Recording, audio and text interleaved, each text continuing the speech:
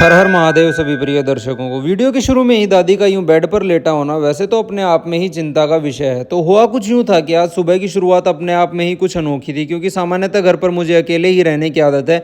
किंतु आज यहाँ साथ थी दादी और गुड्डू, जो कि सुबह सुबह मुझसे भी जल्दी उठ जाती हैं। तो आज की सुबह शुरू होती है हंसी मजाक के साथ। सबसे पहले ग्रहण करते हैं तांबे के पात्र में रखा समशीतोष्ण अवस्था में जल, और शुरू हो जाता है हमारा पाचन तंत्र। तब तक दादी सुबह के भजन शुरू कर चुकी थी।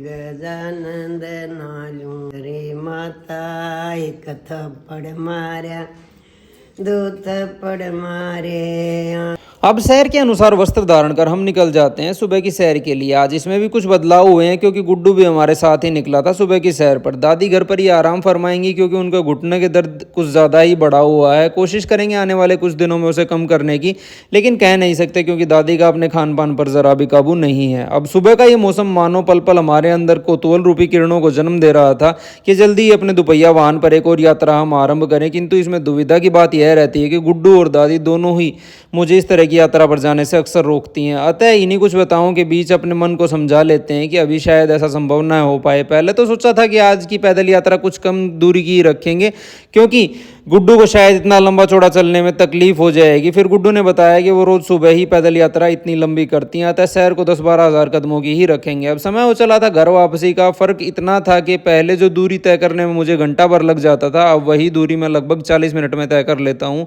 घर वापसी करते ही गुड्डू और दादी की फरमाइश पर हम चाय बनाना शुरू कर देते हैं। असमंजस की स्थिति देखिए, एक चिकित्सक होने के नाते वैसे तो हम सभी मरीजों को खाली पेट चाय पीने से मना करते हैं, किंतु यहाँ हमारे परिवार के सदस्य ही हमारी बात को नकार देते हैं। खैर कोई बात नहीं, चाय बनकर तैयार थी। अब गुड्डू सब्जियां काटने में हमारी सहायता करता है, क्योंकि यह काम मुझे अक्सर कुछ कम ही रास आता है। और हाँ, आज से इन दोनों को भी मैं सुबह के नाश्ते में सब्जियां ही खिलाना आरंभ करूंगा। देखते हैं बीमारियां कितनी लंबा चलती हैं। अब हम सब्जियां उबलना रखकर नहाने चले जाते हैं और नहा धोकर खुद को सीधा भगवान शिव के चरणों में अर्पित कर देते हैं और शुरू कर देते हैं अपना सुबह का लाइव वीडियो सेशन, जिसमें आयुर्वेदिक दवाइयों के बारे में हम जानकारी साझा करते हैं। अब सब्जियां उबलकर तैयार हो चुकी थी। सुबह का भोजन थोड़ा जल्दी इसलिए कर लेते हैं क्योंकि फिर एक के बाद एक मरीज आते चले जाते हैं और खाने का समय नहीं मिल पाता है। जैसा कि हमने पहले भी बताया था, आज से इन दोनों को भी हम सब्जियां ही खिलाने वाले हैं। दादी नहा चुकी थी तो वो अपना भोजन आरंभ कर देती हैं। गुड्डू घर की सफाई का अभियान चला रहा था, क्योंकि शायद इस काम में हम इतने सक्षम नहीं हैं।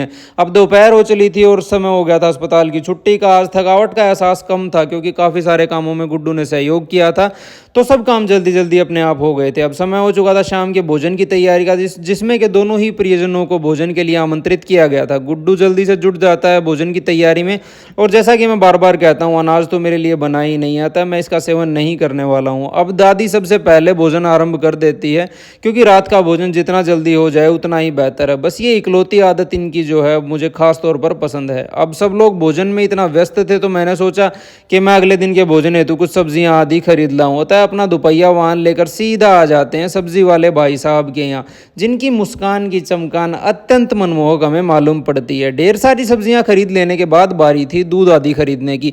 इसके बाद हम ले लेते हैं दूध और निकल जाते हैं घर की तरफ वापस। आते ही अपने लिए थोड़ी सी चाय बना लेते हैं। यदि चाय का सेवन आप हर रोज करते हैं तो कोशिश करें कि इसे बिना मीठे की ही पिएं, या कोशिश करें कि बिना दूध की काली चाय ही आप पिएं। आज पूची की वैक्सीन का दिन था और डॉक्टर को देखते ही वो पहचान गया था और बहुत जोर जोर से भौंकने लगा।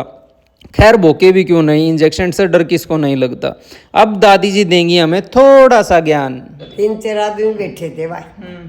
राम को नहीं बरसा, किसी की बाड़ी सूख थी, किसी का बाजरा सूख था। बोला भाई राम बरस जा, अरे अच्छी बाड़ी हो जा। एक जना में लगदार बरस जा तो बाजरा भी हो जा, जम्मा सूख गया। डॉक्टर ने बोला अब भाई जान दो सारी बात, राम बरस जा और दुनिया की हो जा मच्छर और चढ़ जा सबका ताप। तारा बाड़ी हो चाहे ना, मेरा तो तुरंत पंफा दाउन लग जाए।